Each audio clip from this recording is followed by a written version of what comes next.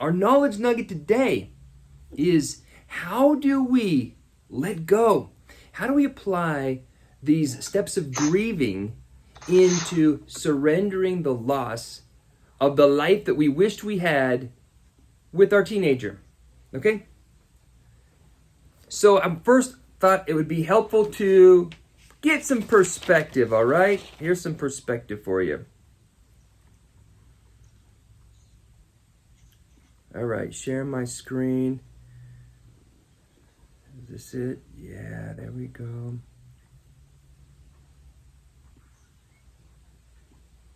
All right, grieving the life you wanted for your teenager. Oh, how do we do this? How do we let go? How do we find serenity now? Okay, does this person ring a bell? Thomas Alvin Edison, right? We all know Thomas Alvin Edison. We have light bulbs because of him. His parents had ambitions for him. They thought, you know what, this is going to be great. We're going to help him succeed in school. He was told, you're too dumb to learn anything at school. You're too stupid to learn anything at school. So he actually got kicked out of school. Ring a bell? He got kicked out of school, and his mom tried to do some homeschool with him. That was kind of a fiasco. And what he liked to do is take things apart. Well, what ended up with Thomas Alvin Edison? He did not go a nice paved way. Finish school, go to college, get a degree. I mean, that's the path of prosperity. But in spite of that, he found a way. He found a way to be successful and make a difference. And we just need to have some confidence that sometimes when people don't take the path we offer, there's just another path, a different path. The dichotomy of letting go is this wrestling match inside our souls that says, well, if I let go, that means I stop caring. And I can't live with myself, so I can't stop caring, so I gotta cling. I found this little meme. Letting go does not mean you stop caring. It means you stop trying to force others to. Stop forcing others to care about what you want them to care about. You see, when we are devoted to having them care about the things that we care about, then what we do is we start focusing on changing their behavior to be consistent with what we think that they should be doing. And what does that get us? And I think everyone knows this. It gets more resistance and contempt. Resistance and resentment. That's what we get.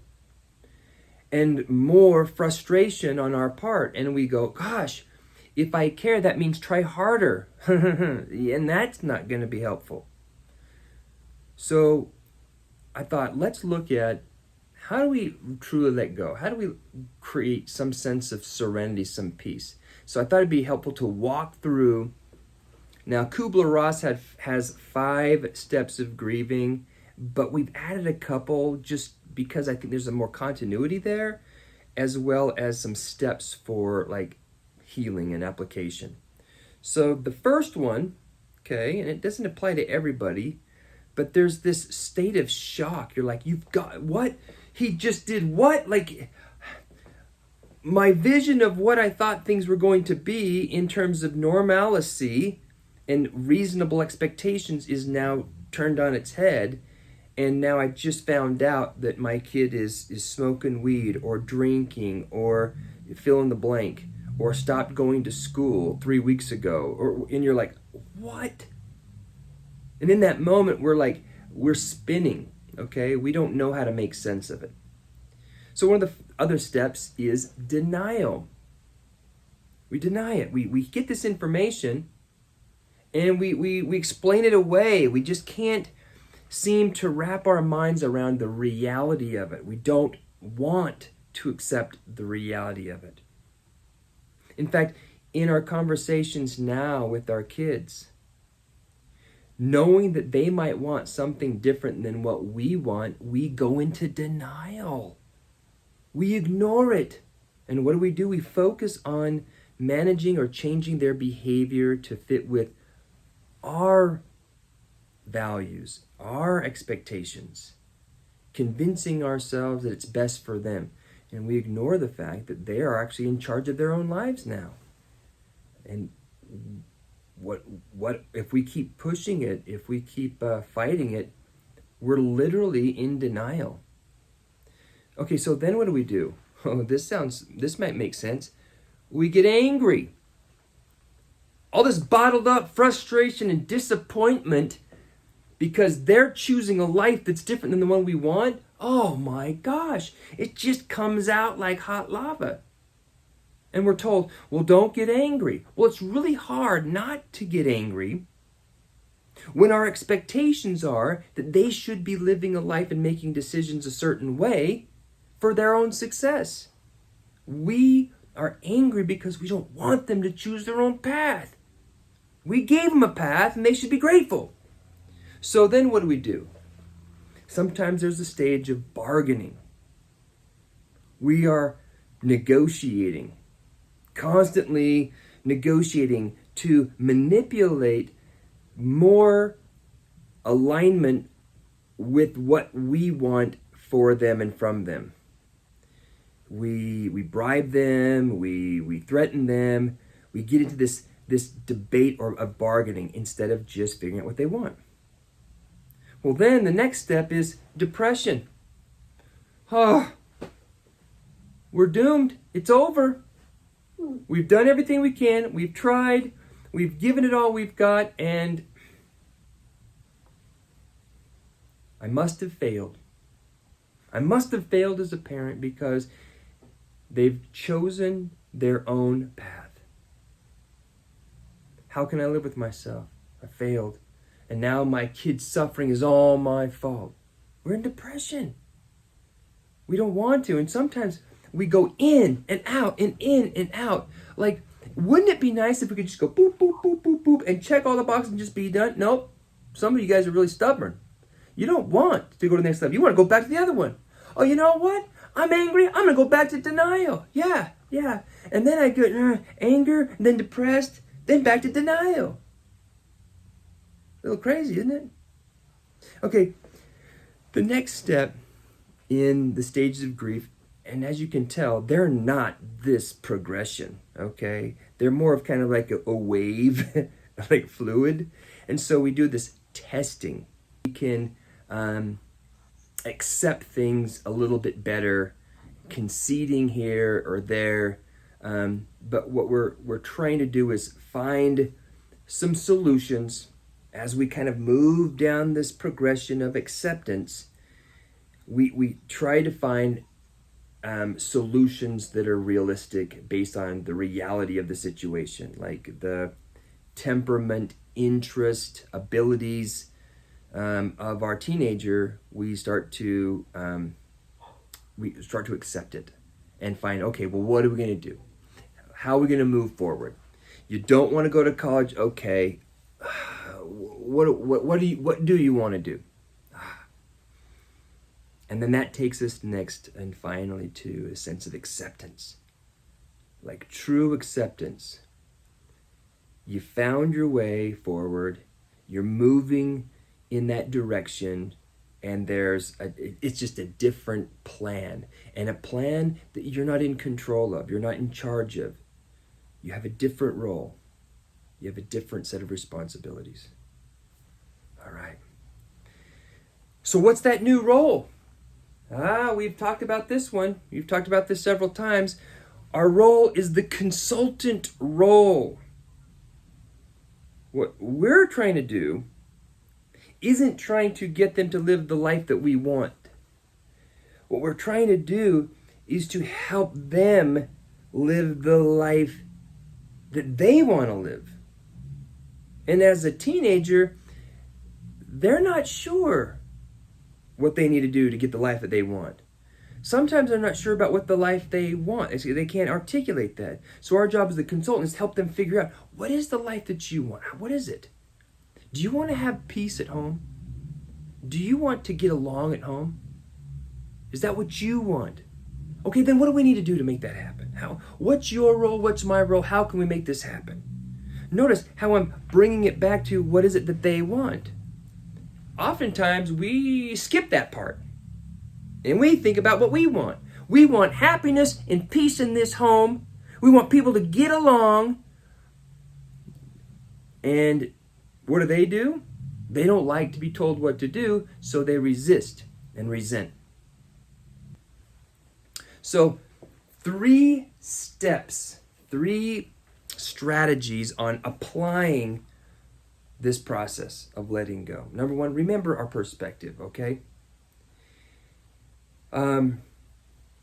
We've got Thomas Edison. Who are we to tell them what their path is? We may think that we know the right way for them, but sometimes the very discomfort and pain and, the regrets that they have in life about what they wished or they should have done becomes the very fuel that propels them into a direction with some grit. And so if they just followed the path that we gave them, where's the grit? Where's the fire in their bellies that says, I need to do something different? And so remember, hey, their path may be perfect for them. And so we can abandon our plans that we think is best for them, knowing that maybe we're wrong. Shocker, all right? Number 2, our energy should be focused on helping them identify what they want and get what they want instead of managing their behavior. If our focus on managing their behavior, then we have lost our focus. We're losing our minds, and we're going to create resentment, okay? We're going to create that sense of frustration in them. Okay, so we don't want rebellion and resentment, so we're going to help them connect with what they want. We're a consultant, right? And number 3, remember about pain. Pain is the great medication of motivation. So instead of us trying to save them or protect them from the pain, what we need to do is support them in their pain and celebrate it. Oh, life is sucky for you right now. Inside we're like going, yeah, woohoo! And outside we're like, oh man, that's terrible.